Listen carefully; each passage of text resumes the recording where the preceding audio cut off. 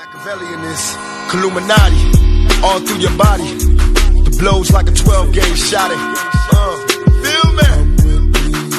And God said He should send His one begotten Son to lead the wild into the ways.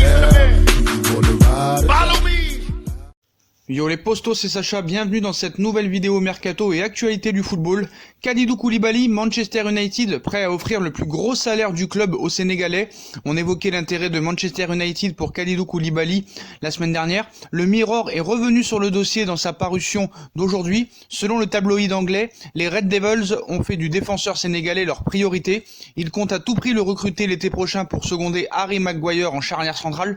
Le Mirror ajoute par ailleurs que pour convaincre Koulibaly, la direction du club est même prête à lui offrir le plus gros salaire de l'effectif de United, mais les choses ne seront pas faciles pour Manchester United, qui va devoir batailler dur pour avoir le défenseur du Napoli, puisque le Paris Saint-Germain, le Real Madrid et le FC Barcelone sont aussi sur le coup pour l'international sénégalais. En tout cas, Koulibaly aussi sera l'un des feuilletons de l'été prochain.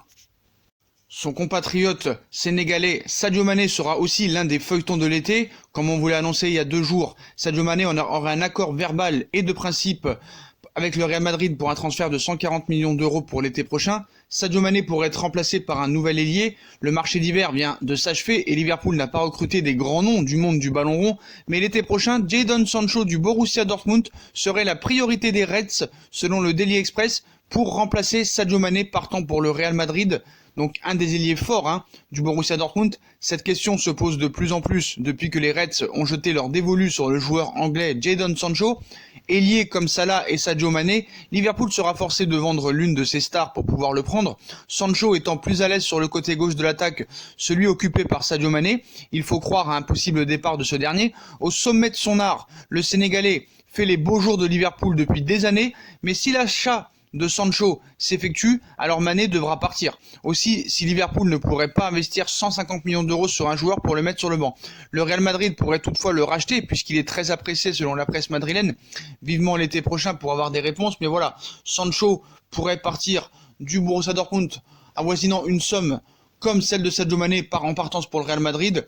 Donc c'est tout à fait possible que Sadio Mané soit vendu au Real Madrid pour 140 millions d'euros et que cette somme soit réinvestie dans la foulée pour le remplacer.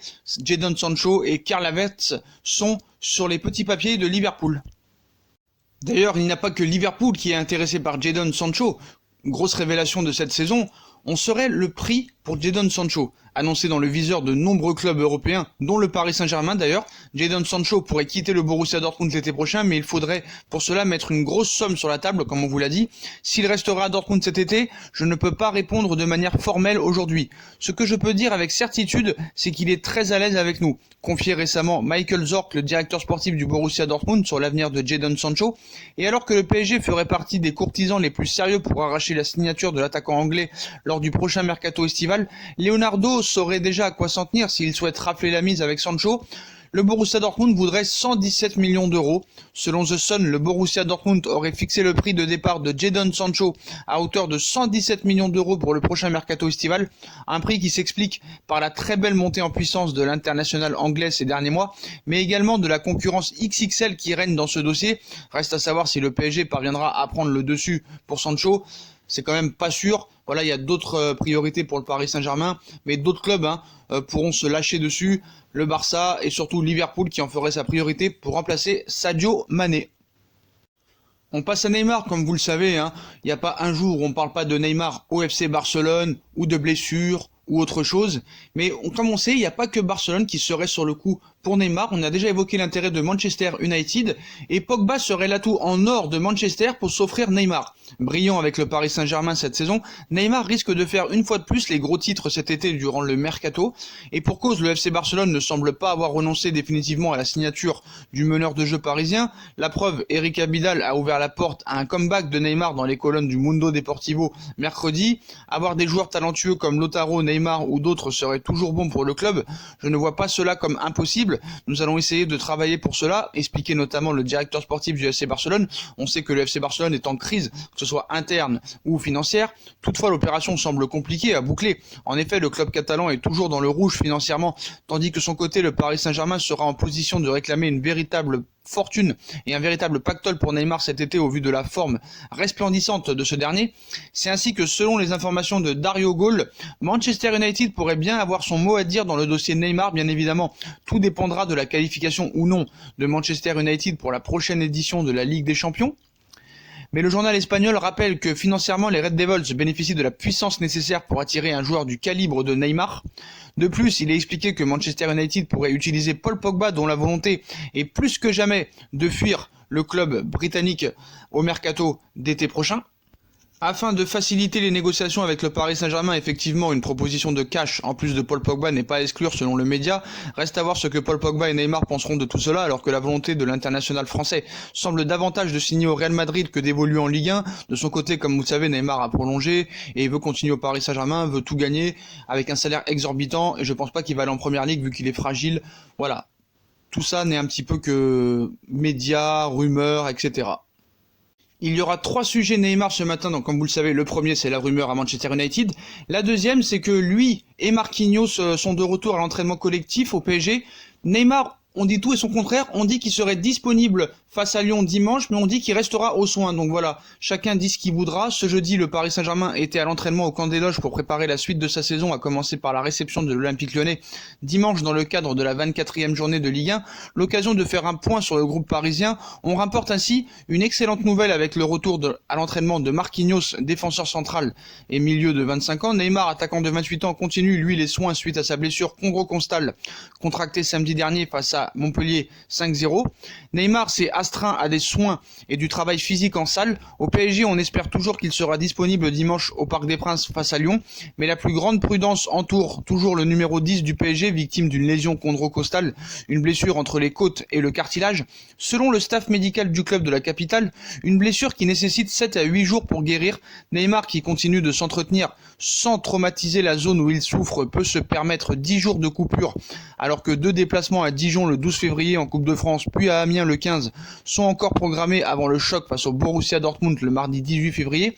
De quoi retrouver du rythme si jamais Neymar devait rater un deuxième match d'affilée. La bonne nouvelle pour ce fameux 8e de finale aller de la Ligue des Champions vient de Marquinhos. Le défenseur a en effet retrouvé l'entraînement collectif ce jeudi pour la première fois depuis sa blessure au biceps fémoral contractée le 22 janvier dernier à Reims, signe que la guérison de cette déchirure du muscle de l'arrière de la cuisse droite est en bonne voie. Le groupe du PSG retrouve des forces, Marquinhos sera sans aucun doute absent pour recevoir Lyon dimanche, mais son retour au travail collectif est une très bonne chose pour la suite. Il devrait pouvoir revenir à la compétition avant le déplacement à Dortmund et être proche de son meilleur niveau pour cette fameuse rencontre. Quant à Neymar, il n'y a pas d'inquiétude non plus, il a simplement besoin d'un peu de repos pour guérir cette petite blessure. Cela ne devrait pas gêner pour être rapidement en pleine forme car ce sera court et qu'il peut encore travailler un minimum. Il y a de l'espoir d'avoir un groupe en forme en Allemagne. Rappelons que Thiago Silva, défenseur central et capitaine de 35 ans, a repris l'entraînement collectif depuis plusieurs jours. Il pourrait même jouer face à l'Olympique Lyonnais. Donc tout ça est une bonne nouvelle pour le Paris Saint-Germain. Et le troisième sujet de Neymar, une plainte pour viol contre Neymar en France. Il y a 6 mois, pendant un été très chaud, Neymar était accusé d'avoir violé une jeune brésilienne venue spécialement à Paris pour le rencontrer dans un hôtel après quelques discussions chaudes par téléphone. Les faits s'étaient déroulés au mois de mai, mais Najila Trindade avait attendu de rentrer au Brésil pour porter plainte contre Neymar. Cela avait fait un grand bruit au Brésil, égratignant encore un peu plus l'image du joueur du PSG dans son pays. Devant les incohérences de son témoignage et l'absence de preuves, les enquêteurs avaient fini par clore l'affaire et Neymar avait vu cette affaire se clore. Neymar avait vu cette décision être suivie par la justice, mais l'affaire rebondit brutalement cette semaine puisque l'avocat de la victime présumée a fait savoir son intention de porter plainte devant les tribunaux français, comme par hasard quelques jours avant le Borussia Dortmund. Le but serait de porter plainte pour 2 faits différents, le viol et la divulgation des photos et vidéos de la jeune femme sur les réseaux sociaux de la part de Neymar, qui cherchait ainsi à se défendre des accusations par ce biais. L'avocat de Najila Andrade va continuer en France donc, et elle estime que la justice brésilienne n'a pas été impartiale dans cette affaire et que les choses se dérouleront de manière bien différente en France. L'émission de télévision de la chaîne SBT qui invitait Araujo Santos Coms, l'avocat en question, a en tout cas fait savoir que les conseillers de Neymar n'avaient pas entendu parler de la moindre plainte déposée à son sujet en France. Cela pourrait ne pas tarder après cette annonce médiatique. Comme par hasard, avant le Borussia Dortmund. On veut vraiment faire du mal au Paris Saint-Germain et à Neymar. Ce qu'il faut savoir, c'est que cette femme-là, 2 avocats avaient lâché l'affaire au Brésil, donc c'est quand même bizarre que cette affaire ressort encore une fois juste avant le match contre le Borussia Dortmund. Un autre ancien de la maison parisienne voudrait aussi peut-être nuire au Paris Saint-Germain. Unai Emery aimerait voir Mbappé en Liga et lui conseille d'y aller pour être le meilleur joueur du monde. Depuis qu'il a été limogé du poste d'entraîneur à Arsenal le 29 novembre dernier, Unai Emery a accordé plusieurs interviews aux médias. Il y a peu, l'ancien coach du Paris Saint-Germain avait milité pour la venue de Neymar en Liga. Cette fois, auprès de l'EFE, il a expliqué qu'il aimerait que Kylian Mbappé vienne dans le championnat espagnol. Ce serait même mieux pour le jeune international français. Donc retournement de veste incroyable. Il cite: quand j'étais au PSG, je défendais logiquement le fait d'avoir les meilleurs joueurs. Mbappé est français et il doit défendre la France et le PSG. Là-bas, il a l'opportunité de gagner la Ligue des Champions et je pense que Mbappé est au bon endroit. Mais maintenant, je regarde le football d'une manière générale et en étant en Espagne, j'aimerais bien voir Mbappé en Liga. Il peut être le meilleur joueur du monde et je pense qu'il peut le faire. S'il venait dans une équipe espagnole de premier plan, il pourrait y arriver. On peut apprécier qu'Emery n'oublie pas de rappeler que Mbappé est bien à Paris et qu'il peut y accomplir de grandes choses, mais sa publicité pour le championnat espagnol devient un peu fatigante. Même si on ne peut pas lui enlever qu'il y a du vrai dans ses propos, le jeune attaquant pourrait sans doute remporter de belles choses au Real Madrid ou au FC Barcelone, sauf qu'il peut aussi continuer à grandir au PSG et gagner les trophées dont la Ligue des Champions et le Ballon d'Or. Il n'a pas à se précipiter, il y a encore du temps pour changer de club et découvrir de nouvelles choses, ce qui viendra probablement un jour, il faut l'accepter. Mais voilà les propos de Unai Emery, moi je pense que le gars est un rageux, voilà, le gars s'est planté au Paris Saint-Germain, on l'a pas reconduit, il s'est planté, il n'a pas su gérer Mbappé et Neymar, donc voilà, le gars maintenant rage contre le Paris Saint-Germain et veut voir Neymar et Mbappé au Real Madrid ou au FC Barcelone. Voilà les postos, voilà pour toutes ces infos mercato et actualités du football en cette matinée. Comme d'habitude, dites-moi en commentaire ce que vous en pensez de toutes ces infos mercato, l'échange Pogba-Neymar, le viol qui revient, les propos de Unai Emery sur Mbappé, Jadon Sancho pour remplacer Mané au Real Madrid ou le transfert estimé à 117 millions d'euros, est-ce que Paris devrait se jeter sur Sancho? Voilà, dites-moi en commentaire ce que vous en pensez de toutes ces infos mercato, puis comme d'habitude, si on a kiffé la vidéo, on like, on partage, on s'abonne, on commente, on active la petite cloche pour recevoir les notifications, on nous rejoint sur nos différents réseaux sociaux, Instagram, Facebook, Snapchat, Twitter, ainsi que sur Utip si vous voulez aider à faire évoluer la chaîne gratuitement, en regardant des pubs gratuitement ou en faisant un petit don. Voilà les postos, je vous souhaite à tous une très bonne vidéo et à très vite pour une nouvelle vidéo les postos. Tchuss.